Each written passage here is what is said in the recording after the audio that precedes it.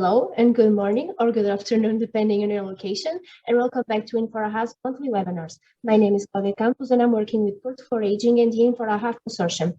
Today we're discussing ways to capture citizens' needs, focusing on the aspects of co-creation and user involvement in the development of AHA innovations. And first, some housekeeping notes. This session will be recorded and then uploaded to our social media channels. So if you're feeling shy, please turn off your camera. Also, keep your microphones muted during the presentations, but feel free to drop your questions in the chat box. And if you really want to ask a question directly, please raise your hand with the little Zoom icon. And after the presentations, you will have the opportunity to do just that during our Q&A part. This will be moderated by Professor Elísio Costa from Universidade of Porto and Porto4Ageing, and also the IN-4-AHA consortium. So we're going to begin our webinar with the presentation by Carina Dantas, highlighting the importance of data ethics. Carina Dantas is the CEO of Atendo Europe, with over 20 years experience in the fields of health and social care. Among many other responsibilities, Carina is a member of the expert team developing the European ethics framework and for the ICT profession, a team leader of the group of experts designing reference guidelines in the fields of ethics, data privacy and security contracted by the AL program. Then we have a presentation from Àngel Rodrigues, the head of digital transformation at Atendo. Atendo is a company that has developed a companion robot for people with mild cognitive impairment called NETA. Its design was grounded in patient involvement. For instance, it was developed after a study on cognitive therapies that was proved the benefits of maintaining everyday activities for these types of patients. And finally, we have the contribution from Ana Vasconcelos, a scientist at Fraunhofer Portugal. She is currently performing research within the human-centered design team. And the main focus of her current work is the development of mobile solutions for seniors, particularly user experience design and evaluation. Enjoy the session, and Carina, please, the floor is yours. Thank you so much, Claudia and Elísio, first, of course, for the kind invitation and for, well, organizing this with such an interesting topic. At least, I think so. I hope you are seeing my screen and it is going well. Okay, so let's say the challenge to discuss today was how can we capture citizens and civil society needs? And of course, this goes very much in line with what we do at Shine, which is to try to promote inclusive communities for all citizens. But this is perhaps a broad topic and very difficult to grasp directly. And so I'm just trying to tease you a little bit and also tease the two speakers that come after me, and will bring some specific use cases. Because for a long time, we discussed how to involve people in the design of solutions. But the truth is that co-creation can mean so many different things. And some interpret it just thinking that, well, if I develop something and I ask the users what they think of it, then I'm co-creating. Others think, okay, I actually have an idea of the solution I want, but I will still let users discuss some features of it, like the color, the shape, what they like more, what they like less. Eventually, you also have other initiatives where we ask older adults and caregivers about their needs, wishes, and values in a more high-level way. And then we try to match the solutions with this. Sometimes if we have a medical solution, we just do a clinical trial. And all of this is very often considered as co-creation. But I would like to challenge this a little bit, at least in terms of how far we can go in involving users and society.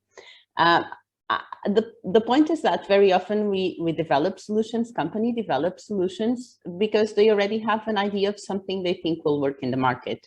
So it is really realistic to say that we actually do co-creation and involve the relevant stakeholders throughout all of the ideation process, development, and market entry.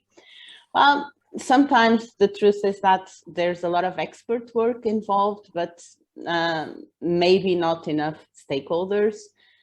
Sometimes this takes too much time, and companies also have their issues in the development cycles. And even if stakeholders are involved, sometimes they are not really empowered. They are just providing some small opinions on it. I want to say here that I think we did a very long way since FP7 and before. Some years ago, we had no end users involved in projects, for example, in European projects. And now I think it is almost impossible to do a project without having actually end user representatives in a consortium. So this was a long way. This was a big change. But I do still think that we need some paradigm shift in terms of what we consider the involvement of citizens and stakeholders. Well, the first is that I truly believe, and of course this is open for opinions and discussion, but I do believe that co-creation does not imply just to have end users in the process or just end users and caregivers.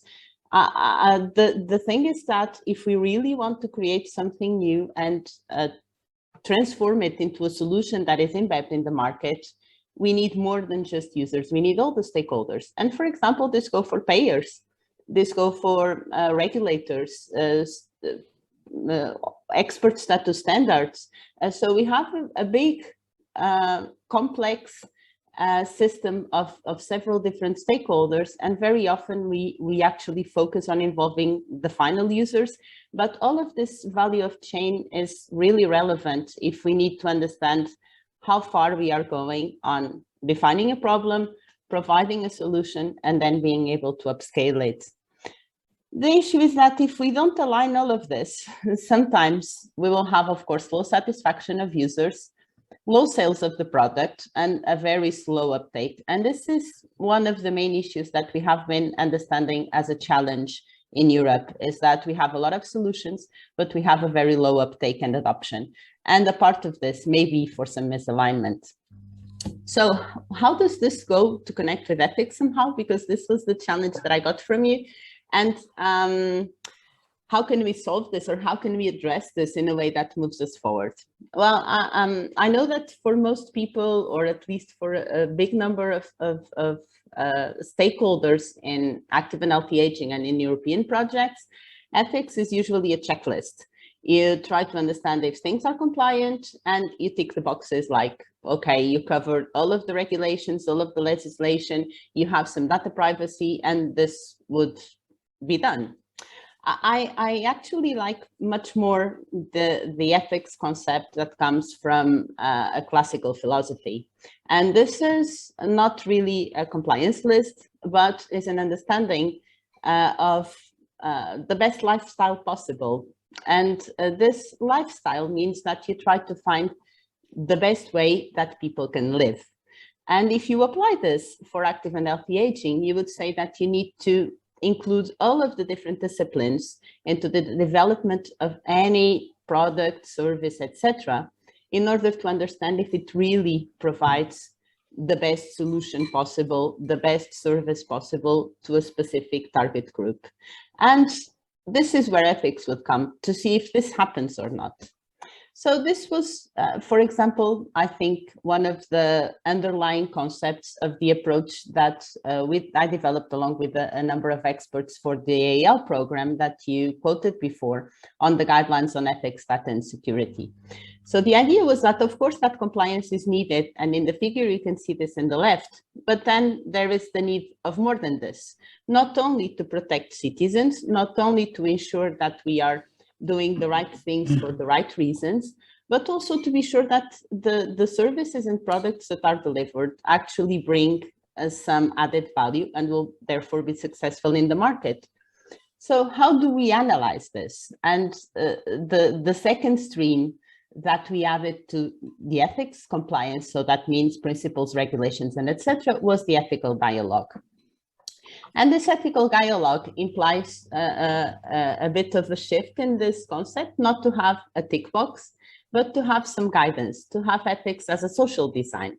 So this means that we are not actually debating if some product or service brings any harm. We are not just discussing this, but we are trying to evolve the product or the service along with the person, along with the citizen, and involving all of the different clusters of stakeholders. This let's call should imply that any product, any digital product in connection to active and healthy aging would be, of course, just a tool, but embed in the development of the person throughout the life course. And this is how ethics could bring an involvement of the stakeholders in the development of solutions, not as a framework, but as a specific use case. That means we have something, it is in context, we know the different actors and the values and the effects, and then we will debate every small thing to understand what challenges exist, how we can improve them, and how this product or service can be further developed to be the best solution possible. Not to be compliant, but to be the best one possible for the challenge at stake. Of course, this means that we also need something else that we may need to improve, and that is that the different stakeholders involved in the development of products and services for active and healthy aging also embed this in their daily practice. And this was the reason why I also think that the work we have been developing for Sensenelec on the European Professional Ethics Framework for the ICT profession is so important. Because from some large consultation we have been doing, we understand that most organizations, especially in the ICT field, are still perhaps not fully sure of how to bring an ethical dialogue, a societal dialogue into the development of the different products. And this would mean that we need to invest in qualification, in training, and try to bring this need of a multi-stakeholder dialogue into the process as a baseline necessity and not as a compliance one. This would mean that professionals would understand exactly the field where they are developing their products and services, and they would have a routine also for this ethical understanding. This means that organizations need to promote this further, and possibly this also implies some extra costs, some extra resources, but maybe at the end, if this multidisciplinary dialogue exists, the outcome will also be better, will be better accepted, will be better approved by citizens. They will be more interesting in buying the products, and they will be further adopted. So this can also be interesting for the value proposition of organizations. At the end, there are many ways of doing co-creation and participatory design, but most of the times we would really like to foster empathic design. And that means not that end users are brought into the world of the developers and researchers, but that we can do the opposite, which is bringing all of us that work in the field to remember or think or understand how we would be the end users of the products and solutions we develop. If this is possible, then we are, I think, moving on to something a bit better. This is a little bit the understanding we have been trying to promote under Net4Age Friendly, a cost action with, well, that follows the value proposition of SHAFE to promote smart, healthy, age-friendly environments. And to close it, what we would really like to advocate was solutions and environments that grow with people, that respond to what people need, and not necessarily that we try to find ways to make people adapt to environments and services and products. If we change this paradigm, I do hope that we can progress and bring more active and healthy aging to Europe. Thank you. I hope this was clear enough, but I'm fully open for questions or the discussion afterwards. So thank you so much, Carina, for sharing your expertise with us. I don't think we have any questions, so we're going to move forward for the next presentation. Next, we have Àngel Rodrigues, so feel free to share your screen whenever you're ready. Thank you, Claudia, and thank you, the organization, to allow us to be here today. I'm going to start the presentation. First of all, I would like to talk about Atendo, which is a 21 years experience company from Galicia. And we started with our own day center, and then we grew up developing another services focused on the elderly people, like home care service. And we were always an innovative company since the beginning.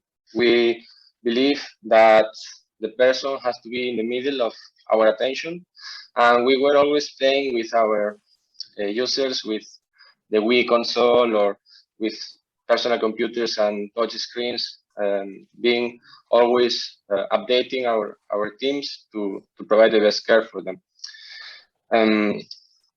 Thanks to this methodology, we were listening the claims and the needs of our customers and our families. So we started Rising, which was a project to keep people with mild cognitive impairment at their homes as long as possible. So, wait a minute. Okay. In order to solve this problem, we started a project financed by European funds, and we made up a team of companies and research institutes, which was a multidisciplinary team with health professionals like geriatricians, occupational therapists, and other more technical profiles like mathematicians, software engineers, and designers. And we basically wanted to create a launcher for the smartphone for the elderly, adapted for them to be easy to use for the daily basis. And we required the family to follow up the users and to send them tasks, reminders, activities to promote the social activity. But the problem here was that the lack of participation of their family members because of their different problems. And we realized that this wasn't the right path. So we wanted to pivot to another direction, and we were thinking how to improve the situation. So we wanted to replace the family member with artificial intelligence. So that's why NETA was born.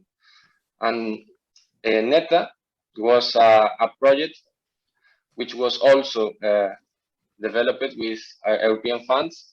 And we were the 3 original companies from Rising, but also we added new partners to develop the artificial intelligence and the robot.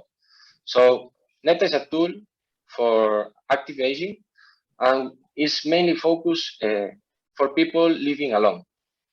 And NETA aims to improve their health in terms of physical, psychological, and social terms. And to improve this software, we wanted to make a conversational bot. So we were recording conversations with end users. But here in this project, we were listening to them. We wanted to take these ideas, their ideas, to improve the solution. So while we were recording these conversations, we were collecting feedback from them about the software functionalities. So here you can watch some functionalities of NETA and the mobile application. And we wanted to start a pilot. So this pilot needed for the robot people living in Vigo with less than 2 inhabitants in the house, with Wi-Fi connection. And for the app, we only needed people older than 25 years old from Vigo and with smartphones. So we wanted to launch the pilot for these both different solutions. So before the pandemic, we were recruiting a lot of people without any problem. It was developed during the last year, and everyone wanted to try the robot because it was something that they really wanted. But the problem was during the COVID. When the COVID started, we lost most of the volunteers because they didn't wanted us inside their house installing the robot.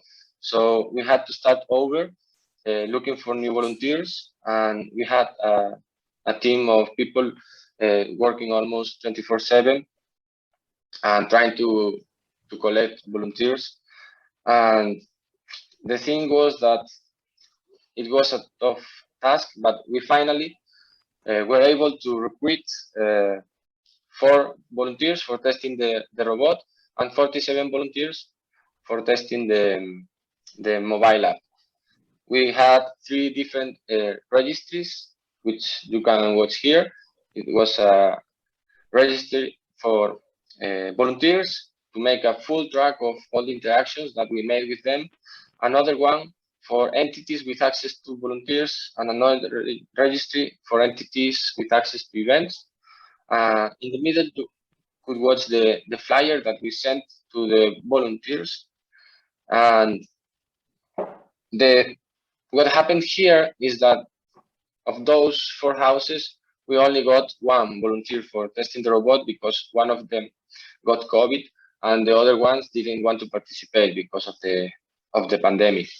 And the other ones for the NETA app, we had 18 discards because they were scared about the personal interaction with this pilot. So once we started the pilot to test the mobile application, we couldn't give presential training due to COVID to the volunteers. And due to the lack of time to spend them face-to-face the project and the software, our volunteers hadn't have enough time and enough preparation to be ready to this trial. So to compensate this, we were calling them a lot by phone calls, but it wasn't as useful as the personal interaction they needed. So problems and fears arose when we asked them to install the APK because it was a beta app. It wasn't available in the Play Store.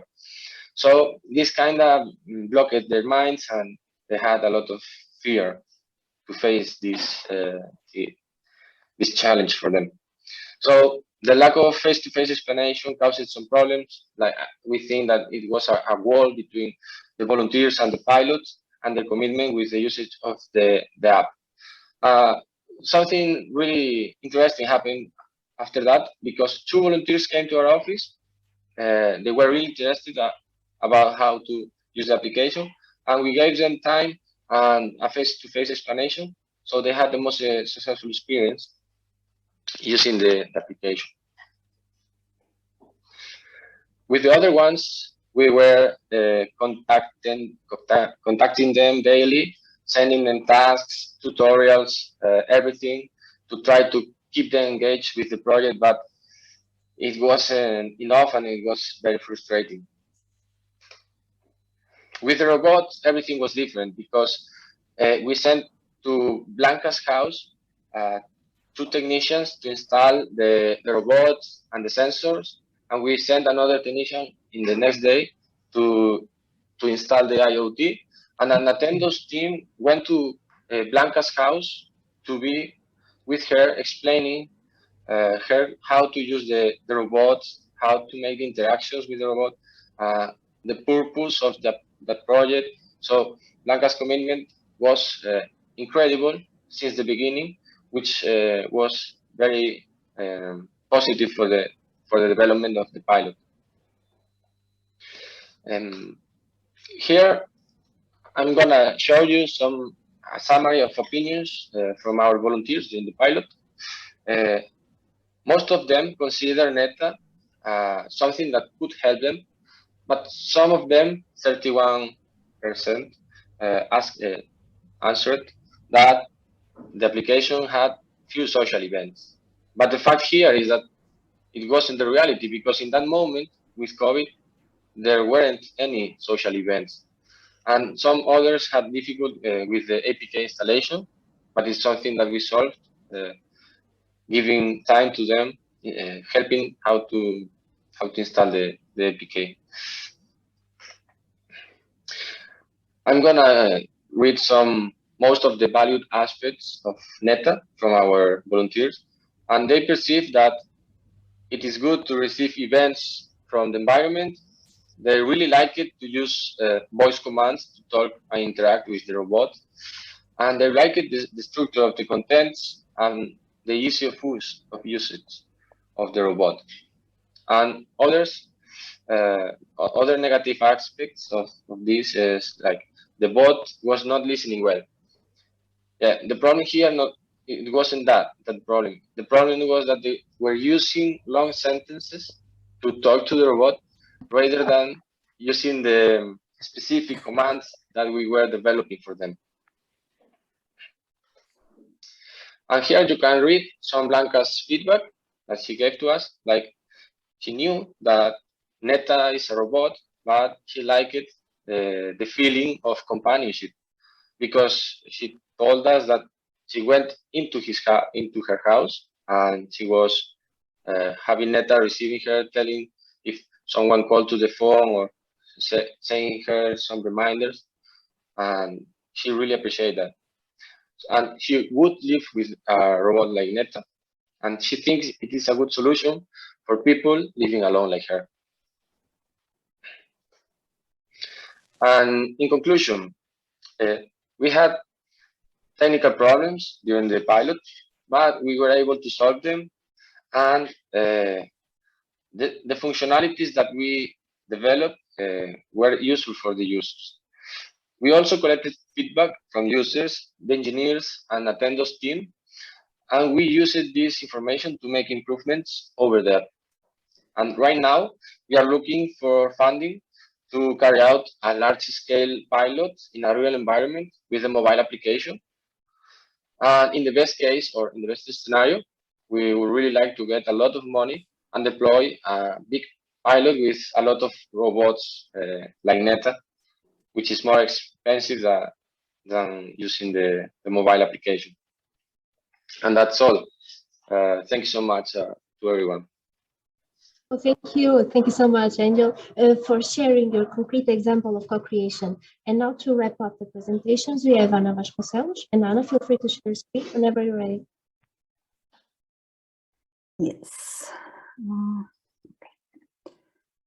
So thank you very much again for the organization of this event and the invitation to be here. Hopefully you can already see my screen. Yeah. Okay. I'm here today to talk to you a little bit about the challenges and lessons learned that we have had at Fraunhofer from implementing several longitudinal studies. So a little bit of context about Fraunhofer. It is a research institute that is very focused on assistive information and communication solutions. Also very focused on having the people at the center of the design. We have a human-centered design department where I work, and our main goal, we are dedicated to understand people and support their goals. And we do that by understanding their context, by co-creating with them, and doing technology assessments with real users in the real world. Okay, so one example of this assessment is longitudinal studies. So we conduct several longitudinal studies, mostly after having the co-creation process of these applications with users. In the end, we usually do this process of testing the technology with the real users in the real world. Currently, we have ongoing a longitudinal study called ELAPS, which is using a cognitive simulation gaming platform with 45 older adults from 11 institutions. This activity started in 2019 and is still ongoing. We have completed the phase of baseline evaluations, and we are doing now periodic evaluations every 3 to 6 months. Other studies that we have conducted included 54 heart failure patients for 6 months, 16 healthcare shift workers for 9 weeks, or 175 older adults for 12 months. So while conducting all these studies with different audiences and with different timeframes, with different technology, we have learned a lot. We've made some mistakes and we have learned from them. And we have aggregated several very practical tips for when you want to have, or when you want to implement a longitudinal study, some things that we have learned that, as simple as they may seem sometimes, they are really important to make sure that things work as well. So we have gathered knowledge for the preparation and kickoff of the study, what to do during the study, and also after the study. So today I'm going to mention some of them, but just a little bit of what we have learned, of course. So for instance, for the recruitment of the participants, we have at Fraunhofer created a network of volunteer participants to facilitate and quicken this recruitment, because sometimes this is a very difficult task to find the users to participate in the students, even more when we are talking about 100 or more users at once. So for this network, what we did was we recruited participants through the cooperation of gatekeepers, such as family members, carers, physicians, institutions that work with older adults or with patients or for instance, with hospitals for healthcare workers. What we have that is also very important is a researcher that we call our internal gatekeeper. And her job is to be in charge of creating and maintaining trust relationships with these users. So we keep, even when they are not actively participating in any activity that we have ongoing, we still maintain a relationship with them to make sure that they understand what we are doing, how can they help, what's their role, also getting feedback about their daily lives. Sometimes it's very important to understand also where should we go next with our projects. Another option that is also very important is, for instance, recruiting your partners. And in this case, what is very important is to guarantee that they have the same ethical standards and they do not disregard power dynamics. And this is mainly important when we are talking about, for instance, hospitals recruiting their own workers. We have to make sure that this doesn't seem like a mandatory task to participate in the study, or when, for instance, doctors are recruiting their own patients. Also, for these fragile patients or people with chronic conditions, it is very important that the person that is recruiting them, the gatekeeper, is a person that they trust and that is knowledgeable of their condition and medical history. This is also important for us to make sure that we have all the knowledge that we need to have safe interactions with these users. So after recruitment, the most important task is to deliver the equipment and explain to the participants how their participation will work within this study. So for this, we have tried two different approaches, one of each one-on-one session. So we call each participant and we talk with them, we give the equipment, we do all the baseline measurements, and we do all the explanation solely. And this means that we can provide personalized feedback and adjust the content of the session to the participant itself. This also means that it will require a great logistic. It will require many resources and more time, because if you have 100 participants, it will take a long time to enroll them all in the study. So we have also tried, for instance, to work with workshops. So we gather a group of people and we do this or give this information and the equipment all at once, for instance, with 10 people at a time. The problem here is that even though it reduces the effort for the researchers, you have to be very careful on how you select this group of people. And this goes back to having this gatekeeper that I was mentioning, because when you have someone that really knows the people you are working with, they can also help you create the group that is more homogeneous. Because if they are very different, if you have a 20-year-old healthcare worker that is very tech savvy, but you also have in the same group a 60-year-old healthcare worker that does not use a smartphone, for instance, this can lead to many problems when you are trying to give these explanations, because they will need to be different depending on the user. Another thing that you need to decide when you give the equipment to the users is if you want to have a controlled environment or if you want to use the participant's own device. And here, there is no right answer. We have tried both options, and it very much depends on the goal of the project. Because if you use a controlled environment, it ensures the technology runs like expected, but it has increased costs and creates, of course, an artificial setting. So you will need a project that has a lot more budgets. And if you, for instance, give a smartphone to a person that already owns a smartphone, it is very likely that the interaction with the smartphone that you gave will be less than if she was using her own smartphone, because now they have two and they will keep using the one that they were used to use. So they will have less use of your smartphone. So in these cases, and if it is very important to make sure that the person uses it frequently, the ideal is to have used the participant's own device. This will create an environment that is closer to the real world, create less disruption. But of course, you have to consider that unexpected issues such as incompatibilities will occur. Some people don't have enough space to install the app. Some people will complain about battery drainage being too quick. So this is also something to consider, and the right solution will depend very much on the project.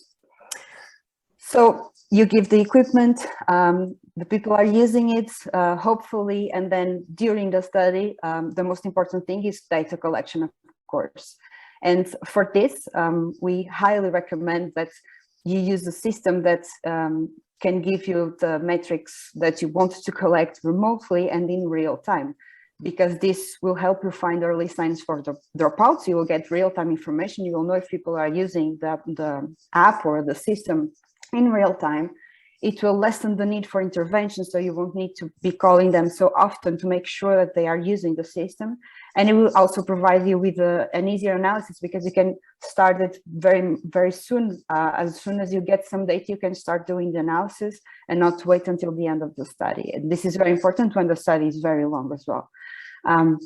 This is so important to us that we have actually built our own system to get these metrics and visualize them in real time. And also, to get this data, you have to guarantee that users have access to a Wi-Fi connection. And if that is, for instance, a problem, and you need them to have, for instance, if you want to use their data connection, they are almost always limited. So you have to test and make sure that the data you'll be consuming from their personal plans does not create extra costs for the users. The ideal scenario, and if you have the budget for that in the project, is to provide your own communication plan. And this is an easy solution, but also has other issues. For instance, at one point, we just simply bought SIM cards with data to give to the users, and then it started receiving unsolicited commercial calls trying to sell them upgraded plans for these SIM cards that we were providing. So you have to contact directly the provider to make sure that this does not happen, because it can really hinder the relationship, the trust relationship that you have with your users. So another thing that will cause less disruptions when trying to work with a long-term study is to implement a system for remote updates, because issues are bound to happen, updates are bound to be needed, and the easiest way is to just upload your app to somewhere where they can be remotely updated, so you don't have to interrupt the study, call people to the office, or go to their houses to install an update every time that it is needed. Also, if you get some complaint or some report of an issue that is identified by the participants, you should give it priority to be solved, because this will encourage their feedback. It means that they are being listened. If you get an issue from them and you resolve it as quickly as possible and update the app as soon as possible, this will mean that they are being heard and that their opinion matters. And to have this feedback, it is also important to create a direct and personal contact channel. Just giving them simple instructions with phone and email contacts. Having an internal gatekeeper that they usually contact is also very important. So as we usually use, we have this person that they know they can contact at any time. Using quick channels like WhatsApp for answering quick questions in an informal manner. Schedule periodical interviews and calls, and contact when non-adherence is detected, for instance, when we have this remote data. Also, it's very important to balance the time spent by researchers doing this, because this can be a very time-consuming task, of course. And then after the study, one of the main things that you have to be worried about is the transparent data management. So you have to make sure that all data is managed in accordance with the legal frameworks and with what was stated in the informed consent that was given to the participants in the beginning. You have to make sure that you don't hold on to the data for more than you need. You have to make sure that you delete the data after the time that was defined in the beginning of the study. And you also have to make sure to do a factory reset of the equipment that was delivered in front of the participant, because we have experienced that sometimes we work with these people for so long that they really create a trust relationship with us. So they give us the equipment, and they don't make sure that they delete every data that is in this equipment. So we have to make sure that we make these factory resets in front of a person. Otherwise, we can access things that we shouldn't be accessing. And then this equipment delivery is also can also create some challenges from the participants' point of view, because it should be made very clear to them that at the end of the study, the equipment must be delivered and things will stop being available to them. But sometimes people are used to this technology and to these applications for a long time, for a year or more. So they will miss it. And if possible, then you should let your users keep using the application after the end of the study, even if that means that they won't receive any more updates, or if their feedback is no longer heard, but you have to make sure that they know this information. It is also, when this is not possible, you should also, for instance, implement a transition period in which the participants are allowed to keep the devices, but then they will have to slowly give them back.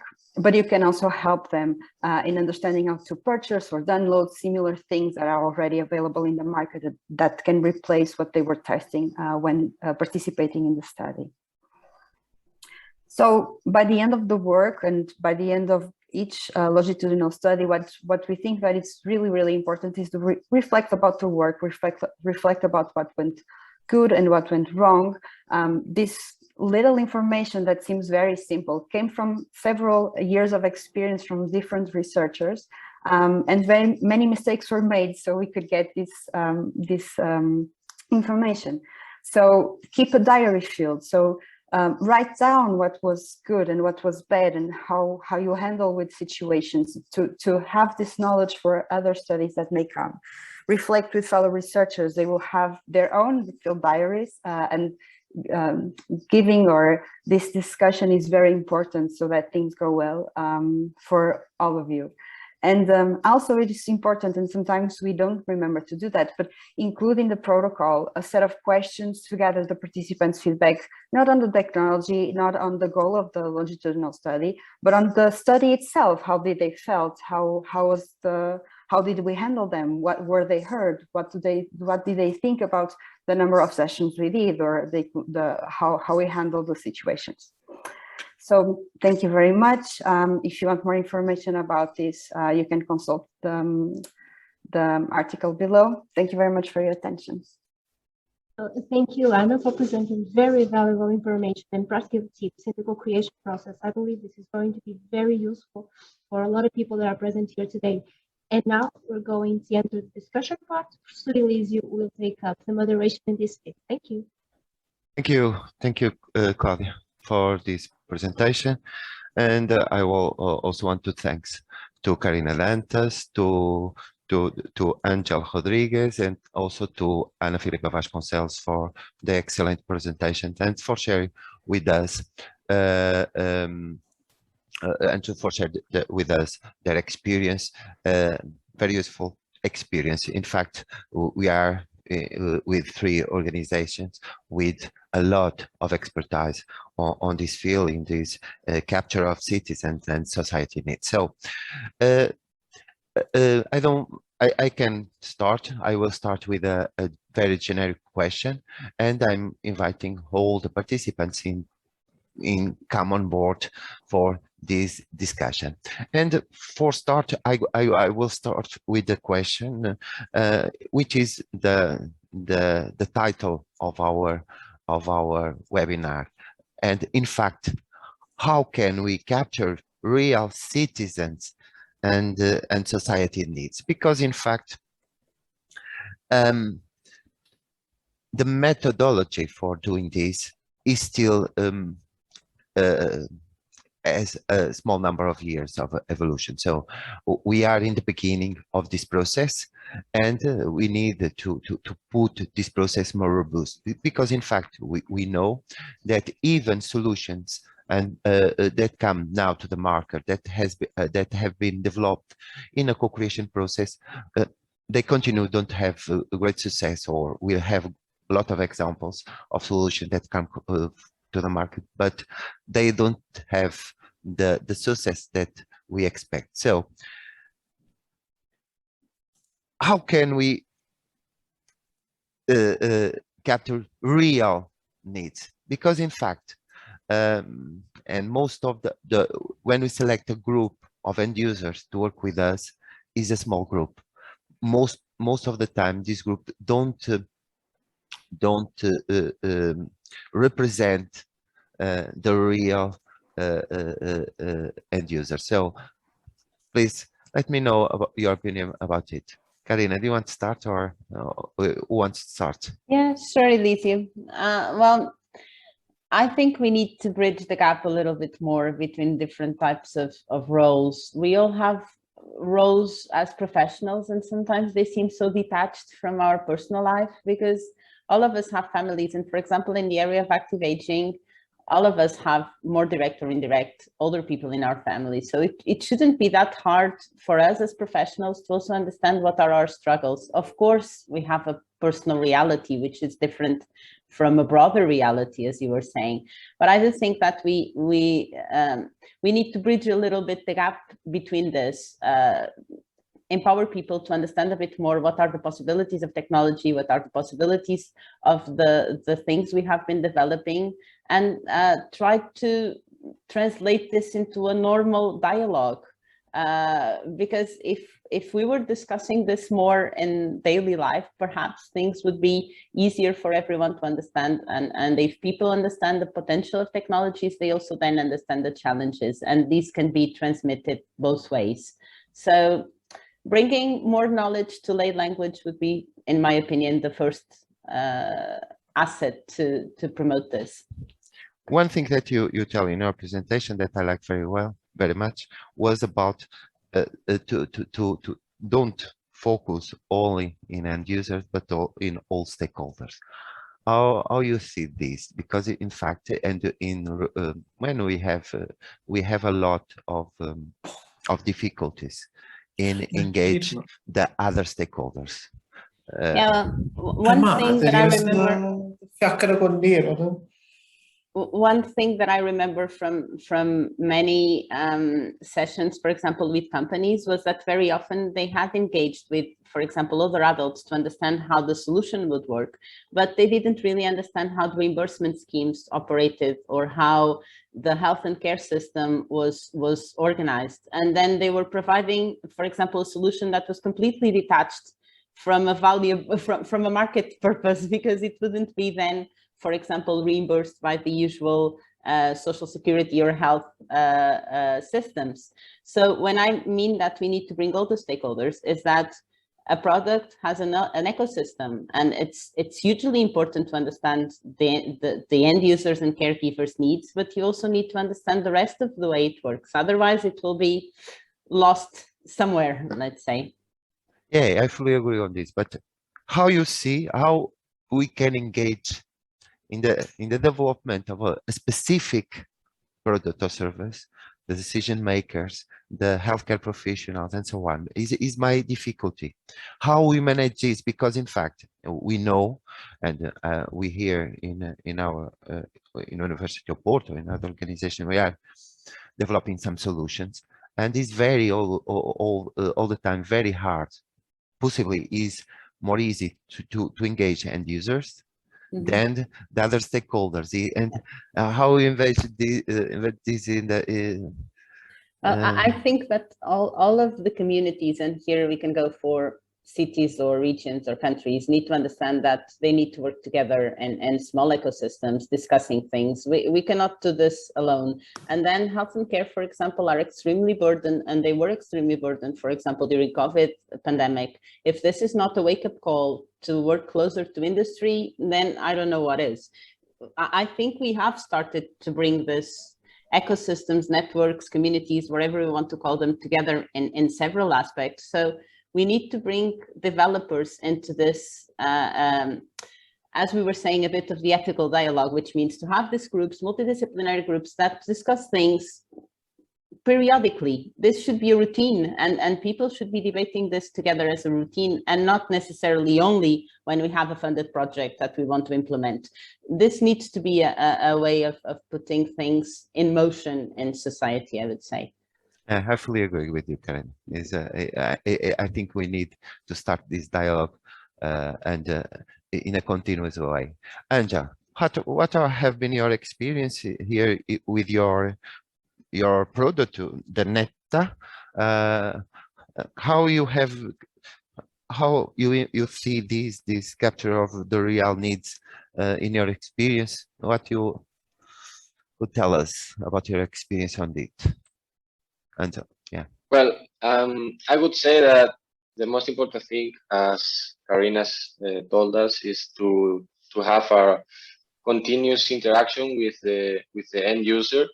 But the main important thing always should be to be talking with them even before starting a project, because the most important thing here before developing a solution for a group of people is to understand their needs, to understand their problems, and to understand how they would like to approach them.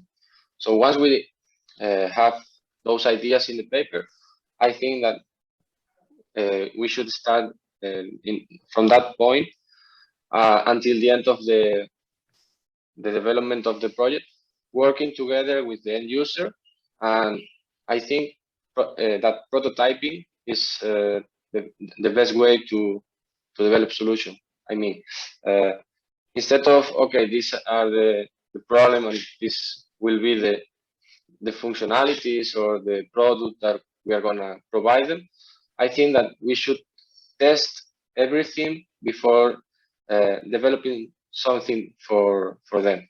And the prototyping is the best way to approach it, because you spend you don't spend much time, you don't spend resources, and you could give them the best solution, and you work with them, collecting their feedback and their opinion, and that's the most important thing. Show them what you want to provide them, and give feedback from them if you are going from the right path or you are taking a bad step. During the development of your solution, of your product, do you have seen the need of enroll other stakeholders, as Carina tells us, in the process, or you think the engagement of the end users has been enough? Well, during the development of NETA, I think that we could have had more engagement, but because of COVID, that engagement was low down, because they refused to meet with us, and they refused to have face-to-face interaction. So most of the time we spent talking with them and interacting with them was by phone calls, and you could imagine how was the result, because yeah, you could get some feedback and some ideas, but at the end it is not the same as being in the same room working with 5-10 people and everyone giving you useful ideas about what you're doing and what the decisions you are making. So yeah, of course, if COVID wasn't there back in the 2020, we would like to have a lot of more interactions, face-to-face interactions with our users, and we would develop a better solution based on that feedback. And so the same question. I see in the chat that your presentation and they are. Oh, thanks for your presentation. Thanks also. But how can we capture the real citizens and society needs? Because in fact, and I pose you a very specific question about it. Because when I think, because I know very well your organization, I know very well your network, and in my brain are always one question: how can we ensure that the end users that we are selecting to test and to help us in the development of a solution are in fact representative of the end user? Because in fact, my idea about the people that is easy to recruit to this type of work are a group of people. Yeah. And probably is not okay. I want to discuss this because for me, this is the start point of a co-creation process? Yeah. So how we get the users to be representative? We never get the users to be representative. And that's something that we have to most of the time assume they are not representative. And maybe sometimes they are representative or they could be representative of Portugal, but they will never be representative of Europe or of the country. That's a fact. That's nothing we can do about it. And as you said, and you are right, most of the users that we get to work with are, for instance, institutionalized seniors. They are not always the other type of people that exist. It's completely different. But we have already reached those. But we know that they are more few. They are less than the institutionalized seniors. For instance, in this longitudinal study that I was talking about, in the beginning, we were working with both institutionalized and non-institutionalized active seniors at home, tech savvy, very interested in technology. We already have smaller group, but a group of those people in our network that we almost always try to include because they are very different from the others. And with COVID, we also had that problem because those people were the first ones who could not participate in the study anymore. So now we know that we are testing things with only institutionalized seniors that are very different from these type of users. So yeah, we just don't. We can't have, we can try as much as we can, but it's very difficult to engage some kinds of users in these activities. And you will always have a convenient sample for your studies. It will always be a little biased, let's say, because of the way we do the recruitment. We are trying to improve. We've seen a lot of improvement in the last years. We've been able to recruit a lot more users which live independent lives at home, very active, that are getting more and more interested in technology as well. So it's getting easier to make this recruitment because people more and more see the value in participating in these studies, in getting to know these technologies. And while before we had a lot of people from this institution saying, I know I won't benefit from this, but I want to leave a legacy for the seniors that come after me, for my children when they are older, they can relate to it and use these equipment. Now we also see some users that already know that this is something that I can still use, that I can still do. And also what we started doing a lot was decreasing the age. So people in institutions, which we were working mostly with in the beginning, are much older than the ones that are still at home. So for instance, even this common thing of older adults are 65 plus, we don't really do that because, for instance, if we want to develop a technology for seniors that will be ready in 5 years, then the people who are 60 now or 55 now will be the older people then. So even then, even the age range, we have tried to expand it to make sure that we are answering different, because they are very completely different needs. But it's a challenge, yeah. May I suggest we start to answer some questions in the chat? Yeah. Okay. We have one for Anna from Diane that asks that, is your internal gatekeeper, one of the things that you mentioned in the presentation, a permanent employee or? I'm sorry, Claudia, I stopped listening to you. Are you all listening now? Me? Yeah. Are you listening to me? Yes, yeah. Yes. Probably the audio failed.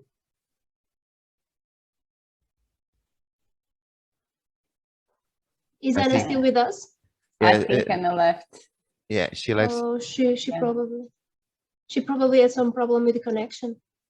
Yeah, maybe until she gets in, I would just take the chance to say that I find this idea of the gatekeeper really, really good. Interesting. We had some similar suggestions in the technical specification of the UICT ethics, and it's very good if Anna now can comment a little bit on how they implemented it, because it's a really nice one. Sorry, I went down. I'm sorry. Yeah. Sometimes it happens. The connections are a little bit tricky. So I was asking, it was a question from Diane about the internal gatekeeper. If it's a permanent employee or if she's employed through any other source. And if you have found difficulties maintaining such an employee on board during the COVID-19 crisis? Yeah, so yes, she is a permanent employee. We have the same person doing this work for 9 years now. She is, let's say, some of her time. So at Fraunhofer, when we have someone working, we have different sources of financing, and people, so researchers at Fraunhofer are always permanent workers. We don't have only students are different cases, but we are all with contracted researchers. And our salary, let's say, is paid from different sources. And this means that it depends on the source of the project we are working. So the Colaborar project is an internal project, so it's financed by Fraunhofer directly from our internal budget. And so this person is working on that project, which does not mean that she won't work in other external projects that have different financing, but she's a permanent employee. She has been for 9 years. Even during COVID, she kept doing her job, maybe even more than before, because she always had to, she couldn't organize workshops to be with the people. She had to call everyone. So yeah, she kept working during the COVID. We kept working with users, more with institutions, less with the individualized people, but we kept calling them and talking to them. Yeah. And we have another question again from Diane, and she says that the NHS England has announced that use of its apps went up around 2 million to 20 million of all ages. And what do you think about focusing on older people instead and adolescents, young people when it comes to these types of apps?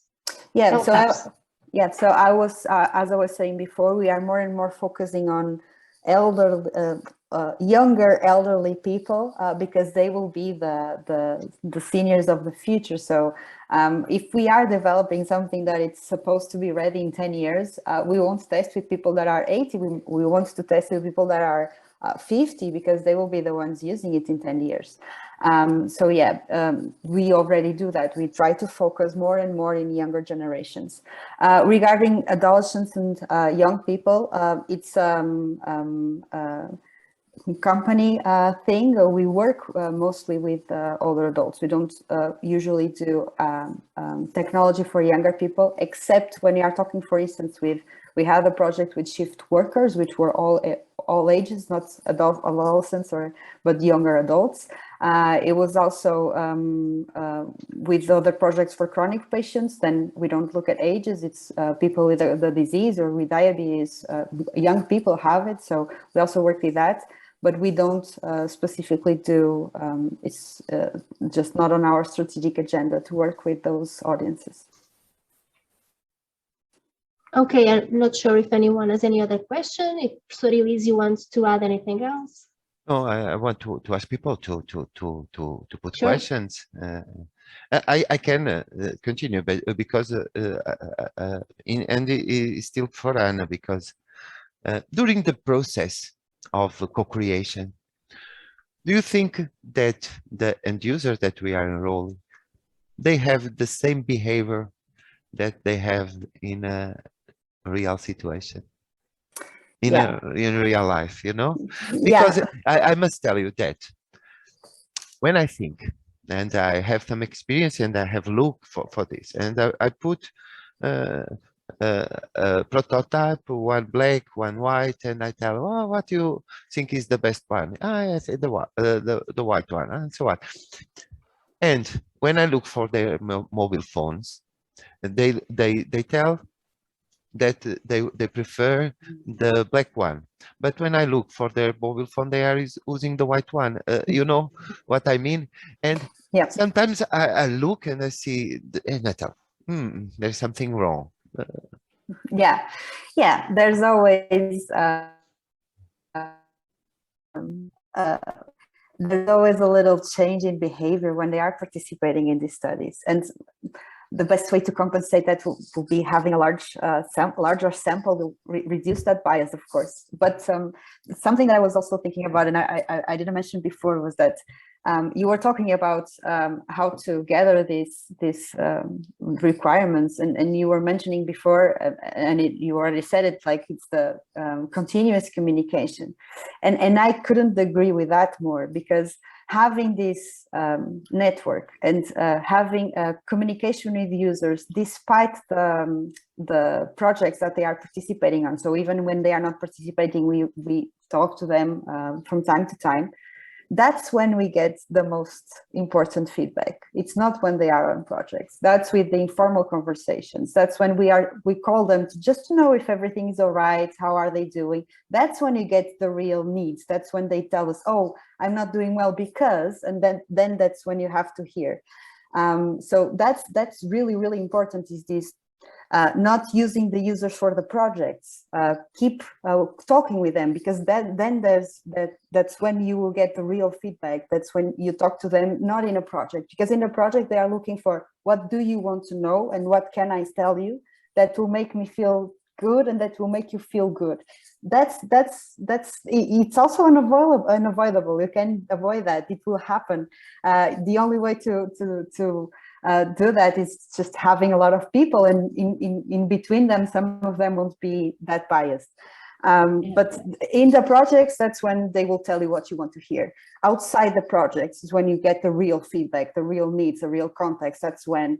And also another important thing is not just listen, but see, as you were saying exactly what you were saying, because sometimes you listen to one thing, but when you really observe what they are doing, what they are telling, what they are experiencing, it's completely different from what they are telling.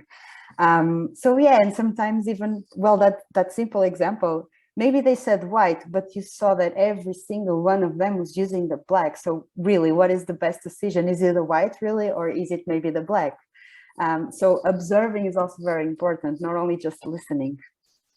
Thank you, Anna. This is a very good experience. If I can add one thing on this, because I think that's one of the things that can make a big difference, and exactly in line with what Anna is saying, is when you have stable groups that do technology together. And this, of course, is not possible to have in research organizations, but there are a lot of end user organizations having this model.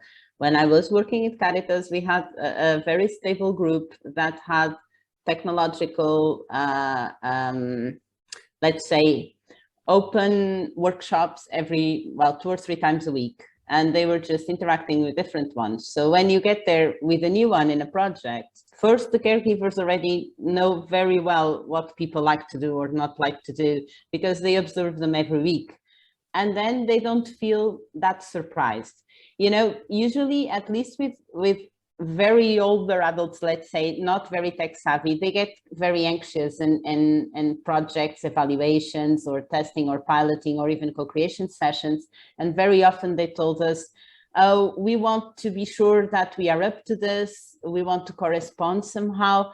And at the end, this is not even a good thing to do, because sometimes you are putting pressure. So when you do this in a more informal setting, let's say, and they are already working with tablets, they know enough of technology, then when they receive one, they are much more focused on the real criticism to things, or in their own opinions, because they could build an opinion. Sometimes we are asking people to have opinions on things they just heard about for 10 minutes. It's maybe this décalage that then doesn't work. So doing this iterative dialogues with the support of end user organizations, I think it's also very, very important. If you have stable connections between research, academia, and companies, of course, and these organizations, then you can have this flow of knowledge going through. And it's also a way to educate and empower people, I think. Okay. So we have still 5 minutes to finish. Anyone wants to put any question? If no, I will put a final, very short question to all the panelists, and that's after, of course, with Carina, and about the ethics. How you see the future of how can we embed the ethics in all this process? How you see the future of this? Because in fact, you are the ethical questions are very new on this field. most of us, we don't have a lot of experience on managing ethics on this. How you see how we need to have a very ethical proceeds in the future? I think I could do we could do a whole webinar discussing this. So it will be difficult to do a very short thing on this. As I was saying, you have a lot of different layers on ethics, and I was focusing specifically on one, so I will keep on this without taking all of the issues that we have to discuss on the others. And I would just say, I think it's very good that because mainly of the advances in artificial intelligence that we brought ethics to the table, not as complying with regulations, but as trying to discuss how to take the best advantage of whatever we develop to promote societal good.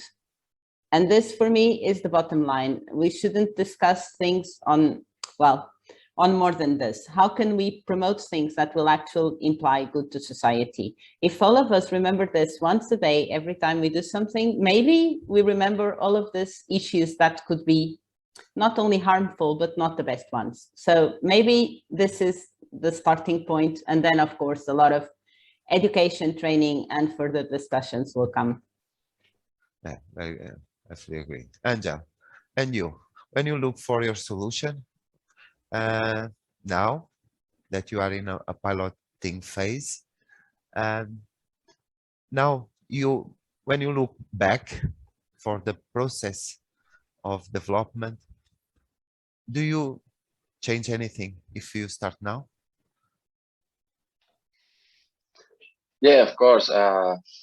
If I look back, I could change some things, and I think that the most important thing is, as I told you, taking people's opinions into consideration since the beginning, and to listen to them, what they think it's right for them, what they think is bad for them, and try to keep that in the core of the solutions that we provide to them in order to create something that is valuable, that is helpful, and that could provide them a better life. Thank you. And Anna, please, Fraunhofer Portugal has a lot of experience in this capture of needs. Please give some advices to the ones that want to start, because all of us need to start doing these kind of things. So finish this webinar telling what do you think are the most important things to start? Yeah, I think we already mentioned a lot of them, so maybe it's a summary, but I'll make a summary, I think, because important thing is keep a permanent communication with the users that you are trying to design to. Don't focus just on the project, focus on everything that is around them. Really understand the meaning of context. So if you are trying to use an app, the context is not, oh, when will the user use the app? It's who will be with them, what will he be doing, the context is a really, really large concept. It's not just where is he when he's using the app. So, and consider everything. So there's a lot of things. It's just not about, we talk about user-centered, and it is user-centered, but the user is a lot of things. It's not just a person, it's where they are, it's whom they are with. Everything needs to be considered. Also, this important thing with go through these stakeholders as well. So if you want to talk with seniors, it's good to have different backgrounds, seniors with different backgrounds, but going through the institutions which already have a lot of experience with these users. As Carina was saying, they already work with them, they know them very well, they have very important information that can also be provided to you. And other stakeholders, like we have discussed before. Yeah, and don't just listen, observe, make sure that you get the right information, not just the information you are looking for. Be mindful that the groups you select may not represent everybody. So even if you have large consortium projects, the results are not expected to be the same in Portugal and in the Netherlands. They won't. It's very difficult for them to be the same. Things will have to be different. But because you know this, you have to test in both sites. So be as broad as you can when you are working with users. If you want to design for Europe, you can test only in Portugal. It's impossible to do that. Yeah, so I think that's a summary. I don't think I said anything new, but I think we covered a lot of things that are the beginning of what you need to do. Very useful advice. So if nobody wants to do any other question, I will finish this webinar. I need to thanks to Carina, to Àngel, and to Ana Filipa for their interesting presentation. Thank you, Claudio, for this organization, and thanks to everybody to attend this webinar. Thanks a lot, and see you in the next workshop.